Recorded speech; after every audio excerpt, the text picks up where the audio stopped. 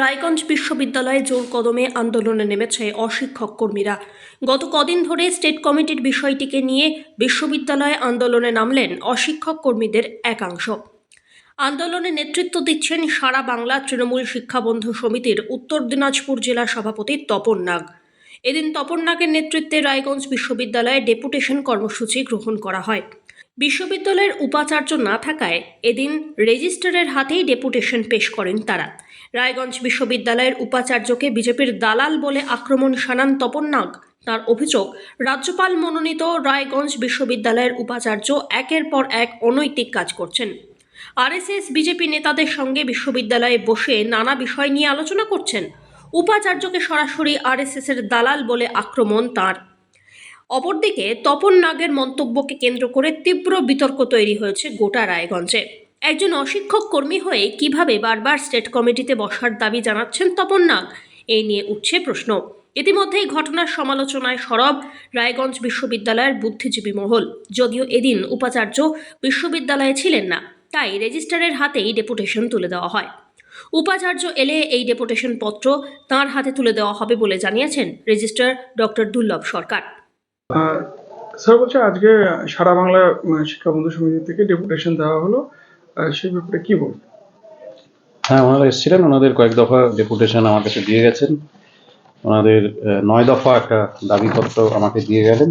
তো আমি ভিসি আজকে নেই, স্যার বাইরে আছেন। তো এটা নিয়ম হচ্ছে, যখনই কেউ দাবিপত্র আমাদের কাছে দেয় তখন আমরা অনারেবল ভিসির কাছে সেটা পাঠাই এবং অনারেবল ভিসির নির্দেশ মতো আমরা কাজ করি। দেখা যাক, স্যার আসুক, আমি স্যার এলেই আমার এই দাবিপত্র স্যারের ওখানে পাঠিয়ে দেবো। বললাম যে ওনারা সরাসরি অভিযোগ করছেন যে ভিসি এখানে বিজেপি করছেন, কি বলবেন এই বিষয়ে? আমি এগুলো বিষয়ে কোনো মন্তব্য করবো না। কিছু অনিয়মের অভিযোগও উঠছে স্যার, মানে আপনাদের গাড়ি বা অন্য বিভিন্ন বিষয়ে আপনি বলছিল, তো এই অনিয়মের অভিযোগগুলো তদন্ত করবেন স্যার? হ্যাঁ, অনিয়ম যদি থাকে তদন্ত অবশ্যই করা হবে। এখানে যা যা অভিযোগ এসছে আগে তো তদন্ত করাও হয়েছে, অনেক জিনিসেরই তদন্ত হয়েছে, অনেক জিনিস ঠিক করা হয়েছে, অনেক জিনিসকে কাউকে কাউকে শোকজ দেওয়া হয়েছে। সুতরাং এগুলো নর্মাল প্রসেসে যা যা হবে মাননীয় উপাচার্যের নির্দেশ মতো সব করা হবে নিশ্চয়ই। স্যার, এই যে বিশৃঙ্খলা পরিস্থিতি লেগে আছে আজকে 4-5 দিন ধরে, গত মঙ্গলবার থেকে স্যার বিশ্ববিদ্যালয়ে, এটা কিভাবে দেখছেন স্যার বিষয়টাকে? না, সত্যিই তো প্রথমত যে নর্মাল একাডেমিক অ্যাটমসফিয়ার বা পিসফুল একাডেমিক অ্যাটমসফিয়ার নষ্ট হোক, এটা কোনো পক্ষই চাইবে না। না টিচাররা চান, না নন টিচিংরা চান, না আধিকারিকরা চান, না ভিসি চান, কেউই চান না। কিন্তু এরকম পরিস্থিতির সৃষ্টি হলো কেন, এর কারণগুলো দেখতে হবে। আমাদের উপযুক্ত যে বিভিন্ন কমিটি রয়েছে, অনারেবল ভিসির নির্দেশে সেই কমিটিগুলোতে বসতে হবে, কথা বলে সমস্যা মেটাতে হবে। উল্লেখ্য, রায়গঞ্জ বিশ্ববিদ্যালয়ের নিরাপত্তা রক্ষী নিয়োগের বিষয়টি নিয়ে একাধিকবার দুর্নীতির অভিযোগ এসেছে। গত কদিন আগেই আমরা দেখিয়েছিলাম, নিরাপত্তা কর্মীর সংখ্যার তুলনায় অধিক পরিমাণে বেতন তোলা হচ্ছে। সেই টাকা কার কাছে যাচ্ছে, কোন ফান্ডে ব্যবহার হচ্ছে, তার কোনো হিসাব নিকাশ নেই। যার কারণে কদিন আগে স্টেট কমিটি ভেঙে দেন উপাচার্য। বর্তমানে স্টেট কমিটির অফিসার পদে রয়েছেন বরেন গিরি। আপনার নাম ও কি দায়িত্ব আছে? আমার নাম তপন নাগ, আমি সারা বাংলা তৃণমূল শিক্ষা বন্ধু সমিতি উত্তর দিনাজপুরের জেলা সভাপতি। আজকে আপনাদের কি কর্মসূচি ছিল? আমাদের ডেপুটেশন ছিল রায়গঞ্জ বিশ্ববিদ্যালয়ে সম্মানীয় রাজ্যপাল মনোনীত, বিজেপি আশ্রিত, আরএসএস আশ্রিত, আরএসএস মনোভাবাপন্ন, নিকৃষ্ট মনোভাবাপন্ন প্রফেসর দীপক রায় সম্মানীয় উপাচার্যের পদ অলঙ্কৃত করার পর থেকে নানানভাবে শিক্ষা কর্মীদের হ্যাগেল করে চলছেন। কাউকে ভীতি প্রদর্শন করে বাংলোতে তিন দিনের নোটিশে বের করে দিচ্ছেন পরিবার শুদ্ধ। ড্রাইভার যে আছে, আমাদের ভিসির ড্রাইভার ছিলেন, তার অ্যাক্সিডেন্ট হয়েছিল, 60-70 হাজার টাকা খরচা হচ্ছে নার্সিংহোমে। আমি ন্যূনতম বলছি 60-70 হাজার টাকা খরচা হয়েছে, আমরা কিছু দিয়েছি আর ওই গরিব বেচারা লোন করে দিয়েছে। অন ডিউটি অবস্থায় ভিসির গাড়ি ড্রাইভার অ্যাক্সিডেন্ট করার পর 2 টাকা দেওয়া হয়নি তাকে। একটাই কারণ, তৃণমূল কংগ্রেস। তার বাংলো থেকে বের করে দেওয়া হয়েছে শিক্ষাকর্মীকে, একটাই কারণ, সে তৃণমূল কংগ্রেস। তাদের ভয়ে চমকে গর্জে বলছে বিজেপি করতে হবে ডাইরেক্ট। আমরা অত্যন্ত দুর্ভাগ্যজনক ঘটনা আমাদের জীবনে দেখিনি কোনোদিন। একজন অনারেবল ভাইস চ্যান্সেলরের চেয়ারে বসে সে আরএসএস এর বিজেপির পার্টির লোককে নিয়ে আসে রায়গঞ্জ ইউনিভার্সিটির সর্বত্র যে সমস্ত বিষয় হয় তার সিদ্ধান্ত নিচ্ছেন। উনি সিদ্ধান্ত নিয়েছেন আমাদের বর্ধিত যে কন্ট্রাকচুয়াল আছে 5,000 টাকা দেবেন না, 3,500 টাকা যারা নবাগত কন্ট্রাকচুয়াল তাদের দেবেন না, চিকিৎসার টাকা অ্যাক্সিডেন্টে দেবেন না, তাকে ঘরে পর্যন্ত ঢুকতে দেওয়া হচ্ছে না ড্রাইভারকে, তার ওখানে টিভি থেকে সমস্ত কিছু আছে সেই বাংলোতে, সেটা অনিল ভুইমালি, প্রফেসর অনিল ভুইমালি দিদেন অনারেবল ভাইস চ্যান্সেলর অ্যালাউ করে গেছিলেন, তার রেজলিউশন ছিল। বিগত দিনে আপনারা দেখেছেন যে এখানে স্টেট অফিসারের এখানে উইদাউট এনি মিটিং তিনি একক ক্ষমতা বলে সেটা ভেঙে দিয়ে আরএসএস করা বিজেপি করা বরেন্দ্রনাথ গিরিকে সেখানে বসিয়েছেন, এবং নন টিচিং এর কোনো সেখানে ঠাঁই নাই, ঘুরে একটাই কারণ তারা তৃণমূল কংগ্রেস করে। আমরা আমাদের মধ্যে যারা শান্তপ্রিয় এবং আমরা শান্তপ্রিয় কখনোই আমরা প্রতিবাদ রুখে দাঁড়াই, তো সবাই তো না সরকারি কর্মচারী, তারা ভয়ে সন্ত্রস্ত, ভীত সন্ত্রস্ত, আতঙ্কিত যে ভিসি স্যার কখন কিভাবে এই শঙ্কর যে ড্রাইভার আছে তার বেতন উইদাউট এনি নোটিশে দীর্ঘদিন আটকে রাখছিল ভিসির ক্ষমতা অপব্যবহারের একটাই কারণ তৃণমূল কংগ্রেস ছেড়ে বিজেপিতে যোগ করতে বলছিলেন। আজকে আমরা বিভিন্ন 9 দফা দাবি নিয়ে আপনাদেরকে দিয়েছি।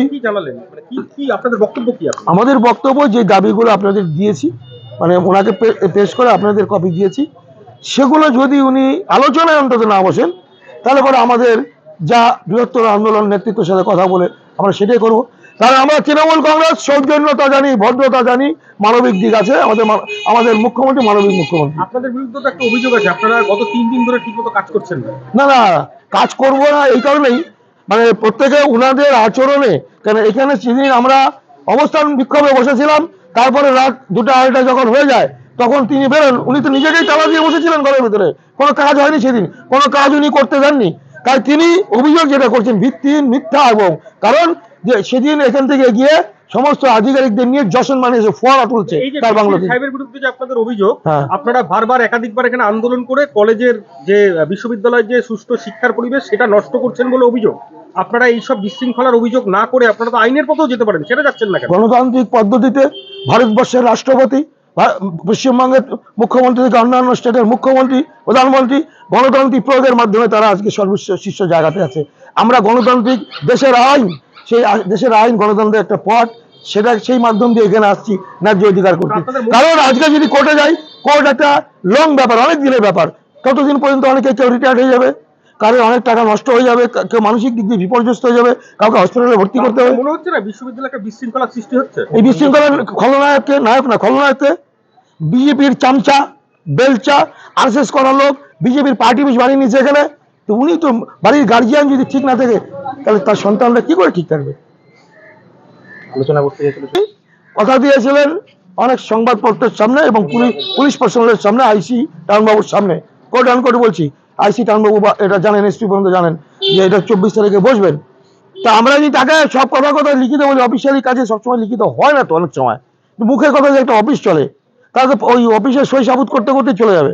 কিন্তু উনি মানে he is a great liar, তিনি ধাপ্পাবাজি, ধোকা দিয়ে, যেমন টিচার্সদেরকে 23 তারিখে বসবো বলে 22 তারিখে শোকজ করলেন, আবার ঠিক আমাদের 24 তারিখে বসবো বলে উনি এদিক ওদিক নেই, কোথায় ঘুরে বেড়াচ্ছেন, কোথায় বিজেপি আরএসএস পার্টির মিটিং করে বেড়াচ্ছেন, আমাদের কাছে খবর আছে।